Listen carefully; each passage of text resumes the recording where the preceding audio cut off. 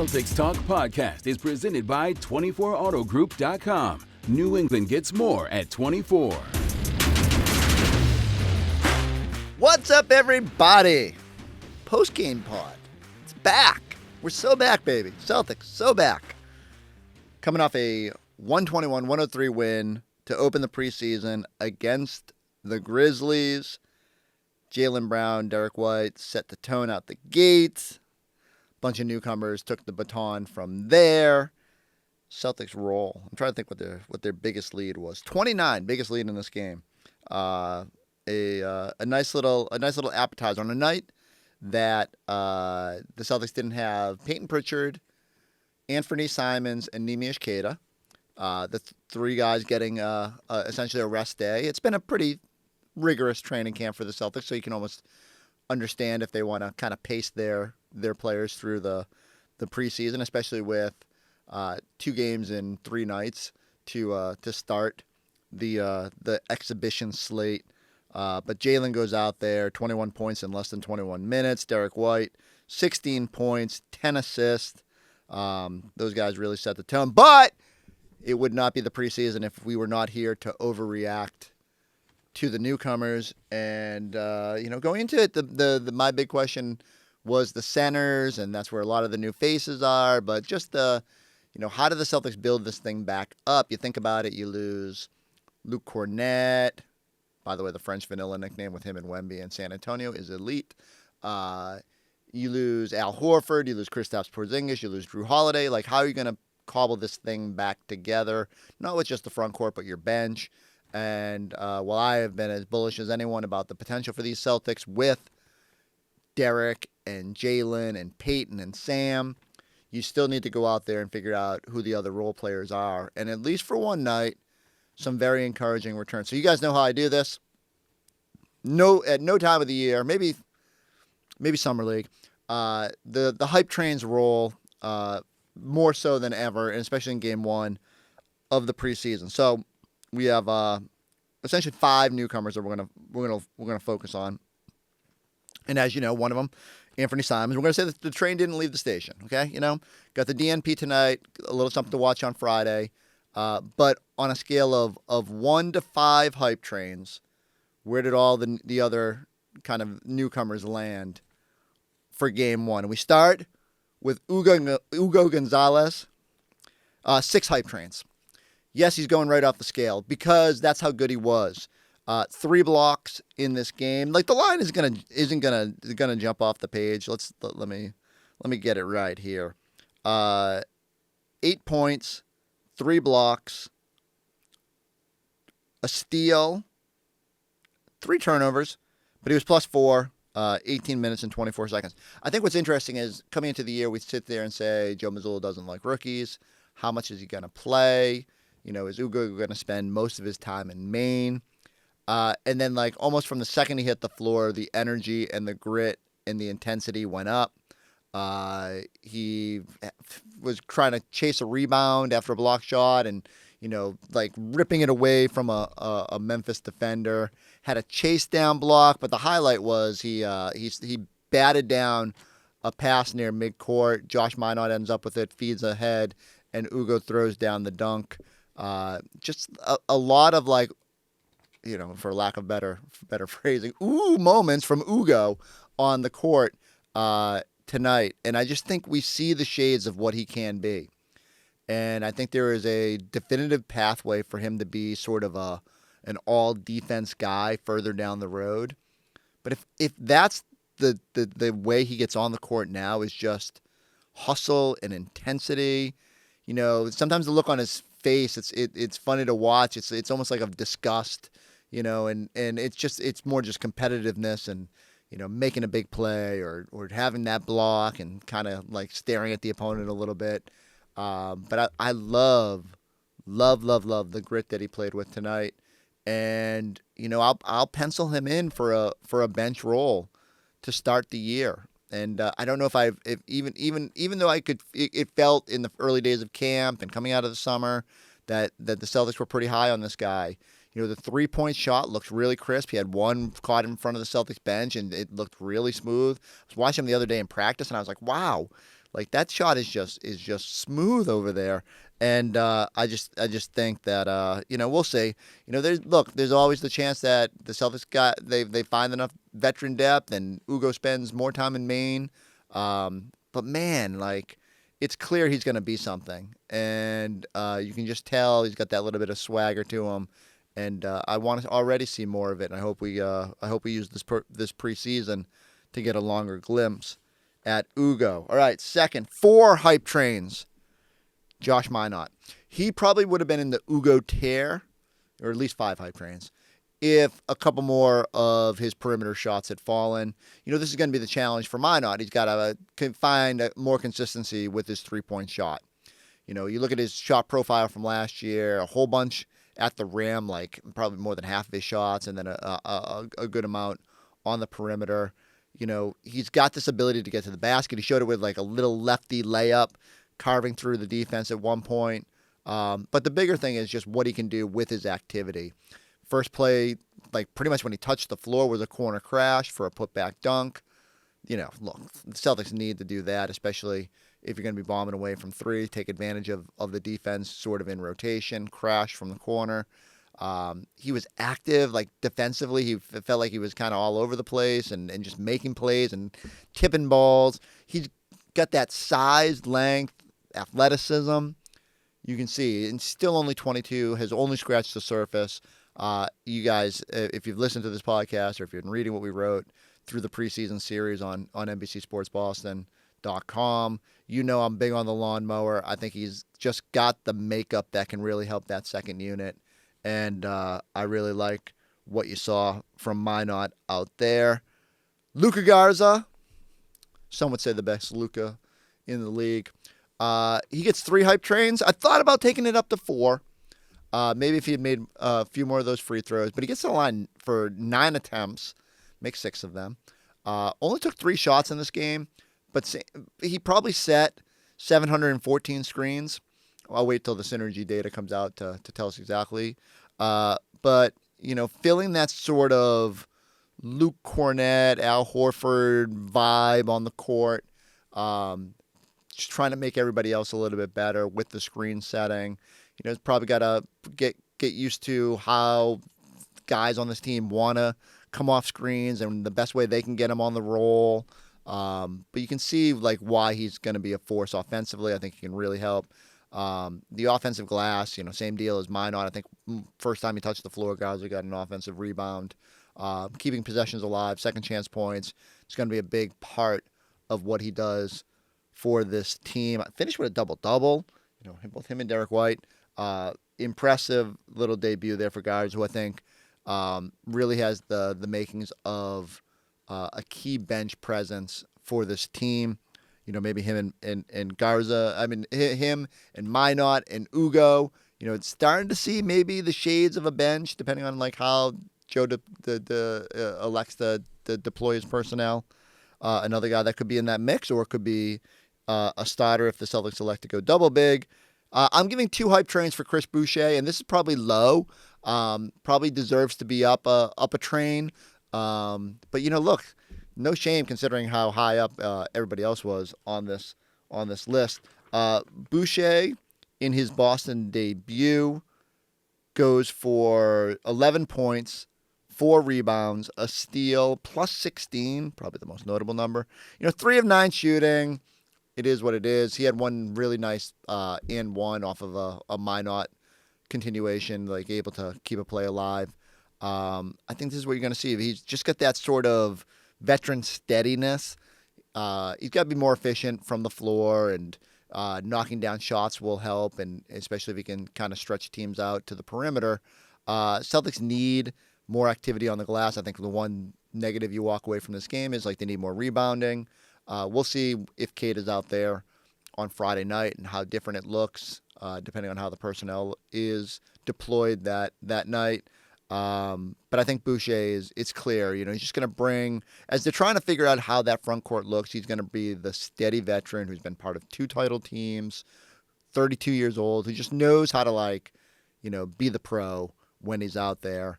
And so, a big night for those 4 in their Boston debuts. Like I said, Simons is the big curiosity, and to spin it forward, that's where we start thinking about on Friday night. You put Keita back out there, get a look at if he can build off the Eurobasket success. How does the rebounding look when he's out there? How much can he carry over from a really great summer where he matched up with a lot of legitimate NBA big men over that Eurobasket tournament, and how does it look as he gets going? The Celtics, again, if transition and pace is going to be a thing for them, Keita's numbers, I went back to look up Jaylen Brown's transition numbers in recent seasons. Keita's numbers last year were great. Didn't get a lot of transition possessions, but it's clear like someone who could help you get boards, run the floor, clean up offensive misses, and so really like the potential for this team and Keita in that sort of up-tempo style. Maybe Pritchard will be out there. Pritchard and Simons will be interesting. Do you just throw both of them out there, give Derek White a night? We'll see how Joe decides to play it. But I'll go back to it. Ugo Mania running wild to start this year. I'm not sure I thought the first Celtics Talk postgame pod would be all about Ugo. But there is one more thing I want to tell you about Ugo. And it's on Media Day. I got a chance to sit down. And the Celtics posted a fun fact at one point that Ugo had the second biggest hand size measured at the combine, second to only Taco Fall. And this came up on our broadcast tonight, and Scala had the same reaction I did, where it was like, wait, that can't be true. Here's our conversation about it. The Celtics put out a little fun fact about you the other day. They said you had the second biggest hand size at the combine. The only other person that was bigger was Taco. Can you just hold up your hand over? I guess what they're measuring is from here to here, to right? across? Yeah. Okay. So, yeah, do you feel like you have unnaturally big hands? Yeah, it's super. Can I match it up for you just for a second? All right, yeah. That thumb is out there. Damn. All right, how does that help you on a basketball court? You don't realize it, but I guess that some blocks that I got with, touching with the very last part of my finger. Yeah. That's a help. If you're gonna go for a steal, you got more, bigger hand. Yeah, I don't know, those type of things that when you're playing. Gripping the ball, does that help at all? Palming it? I don't know, right? There's not pretty much situation where you palm the ball in a game, especially the NBA ball that is a little bit more slippery to handle. But I can do it. I can pick it up. Yeah. It's fascinating that, Taco's one of the biggest guys in NBA history, and that you have the same. That's crazy. Also, I don't know why, it's super elastic, so I can push it. Oh my God. Yeah. That just always been that way? Yeah. It's I can go elastic hand, so I don't know, it's weird. I just don't understand his thumbs, and the hand bends in ways that hand shouldn't bend, and I don't know how that helps you too much on a basketball court. But I just know that once he gets his hands on that ball, it's going to be tough for opposing players to take it from him. And Ugo is gonna put that hand size to work out there on the court. Helps throwing down those dunks and everything else he did on the court tonight. All right, here's more from the post game, and we'll catch you after Friday night's game here against the Raptors. Drew Carter here with The Knack. Critics say your deals are too good to be true. What do you say to that? Well, the receipts don't lie. At 24 Auto Group, you get more. More convenience with 11 locations. More money for your trade with $2,400 over book value for your trade. Plus $24 down drives every day. And get 24% off service. Family owned and operated. 24 has The Knack to save you more. New England gets more at 24. Ugo Gonzalez with 2 of his 8 points as he was one of those fresh faces that popped in this one. Celtics win their preseason opener. Final score 121-103. Celtics postgame live. Tom Giles, Chris Forsberg, Eddie House with you here. Eddie, I'll start with you. Big picture thoughts on what you saw in these first 48 minutes. Well, I thought everybody that came out played extremely hard, like I said at halftime. They all played with a purpose on both ends of the floor. I think the one thing that and Scal kept harping on it, and I think Forsberg, you might have hit on it in pregame, was the fact that we gotta rebound the basketball. That's going to be something that's going to be.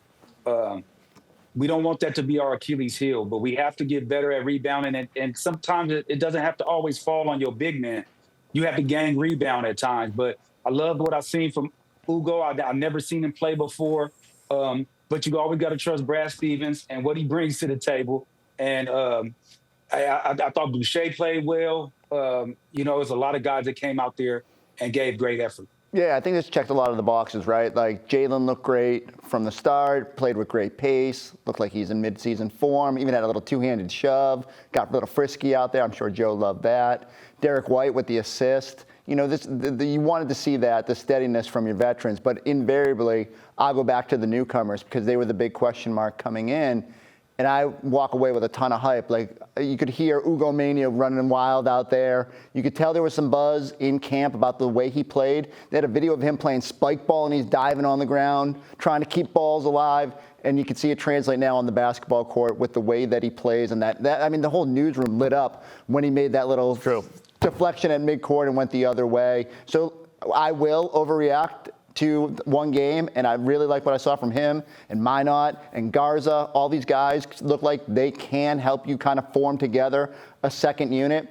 Like Eddie said, rebounding concern, we got to see what it looks like when Kate is out there, when you're looking more full. But man, for the first night, I feel really bullish about these guys and what the Celtics can do to put together a second unit. All right, you mentioned one of those names right there, Luka Garza, one of those newcomers to the Celtics team. He's actually standing by with Abby Chin back at the FedEx Forum. Luka, congratulations. Convincing win here. First game of the preseason coming off a tough camp. What did you see carry over? It was a lot of fun. I think we really played with a lot of pace. That's something we've been trying to work on in practice, but playing with pace, but playing with a high level of awareness as well. And not just playing fast, but playing smart and playing hard. So I think we did a really good job of that through the whole game. Solid outing for you as well. A double-double, got to the line, feasted in the third quarter. How did it feel?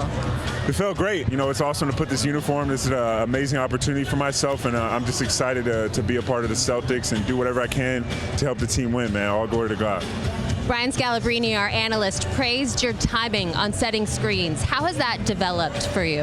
Yeah, I think that's one of my biggest skills, and one thing I can bring to this team is help get guys open. We have so many elite players, especially off ball screens. When you talk about Peyton, Anthony, JB, obviously Derek White as well. Like, you got to get them open, and so it's all about time. It's all about hitting them at the right time, getting them a little bit of separation to get downhill. Because when they do, our offense just goes, and we can get so many different types of shots. Finally, all eyes on that battle in the front court. What did you guys learn about each other? It felt like the chemistry was on display already. Yeah, it's a battle, but we're a team, man. All three of us guys are working hard every single day, and it's iron sharpens iron. Every day in training camp, every day, every game we approach, we're a team out here. We're a unit that's going to go out and compete against the best bigs in the league, and we're going to hold our own. Luka, thank you. Congratulations. Absolutely, appreciate it. All right, thank you, Abby. 10 points, 10 rebounds for Luka Garza as the Celtics take care of business in their first preseason game. Best Luka in the league. They get the Raptors coming up on Friday in Toronto, and of course, we're still 2 weeks away now from the regular season tipping off. But we're going to send it back out to FedEx Forum. We got Drew and Scal standing by, and I heard you guys, Scal in particular, at the beginning of that second quarter, that group really getting things moving. But your overall thoughts, fellas, on what you saw here tonight?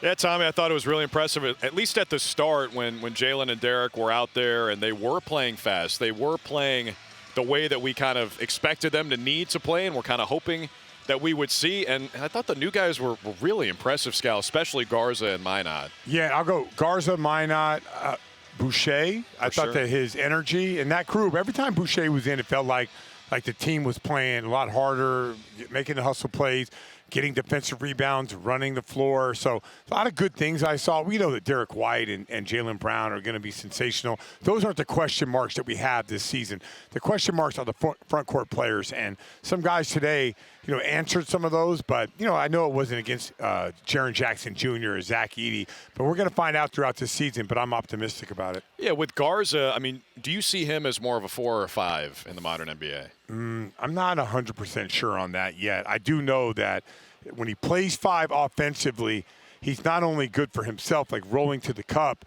he's also going to be good for everybody else. Like knowing how to screen, when to get out of a screen, all that screen timing stuff, is really next level, and it helps guards. It helps wing players get it going. There's going to be a lot of guys that are going to call Luka Garza over for a screen so they can get downhill, and he just has like really good timing of coming off of that. So I think that's an advantage. I know he could shoot the three. We didn't see a lot of that today from him, but I'm not sure if he'll play, two bigs, double big lineups, and he could be an interchangeable with like a Boucher playing 4 and 5. For sure. Well, you talked about Luke Kornet screening all the time. I think that was probably the most underrated part of his game and why he was so impactful out there. And we saw Luka Garza do a ton of that tonight. And then you said it's a little bit of Kornet and a little bit of Al Horford in his game, which has got to be exciting for Celtics fans. He's got a little Kornet. He's not quite as tall as Luke, though, so Abby doesn't have to hold the mic quite as high. But Luka Garza, I'm telling you, man, he's an impressive guy, and it's nice for him to finally get his chance to maybe get some extended run, because when he was with Detroit and with Minnesota, he barely played. But when he got minutes, he always performed. Yeah, I just think that in modern NBA, when you have a bunch of wings and guys that can shoot the three and take it off the bounce, you just want a guy that can screen like that. Ask Eddie House when he plays with me how easy it is to play. I mean, you don't have to. We don't have to ask anybody else. You got a guy right there in his closet, and he's going to tell you playing with Scal makes life easy. In his closet, yeah, it's just like broadcasting with Scala Giles. It's so easy when you get to be next to this guy and on the same team. All right, fellas, and also appreciate the Northeastern talk at the end of the game there. Northeastern basketball, making its way into. You're the gambling in Northeastern guy. Set the spread. So what's the spread on that? I think it'd probably be higher than 22. Forsberg sitting next to me. We're looking at it like that seems a little low. You're talking about NBA players. Come on, man.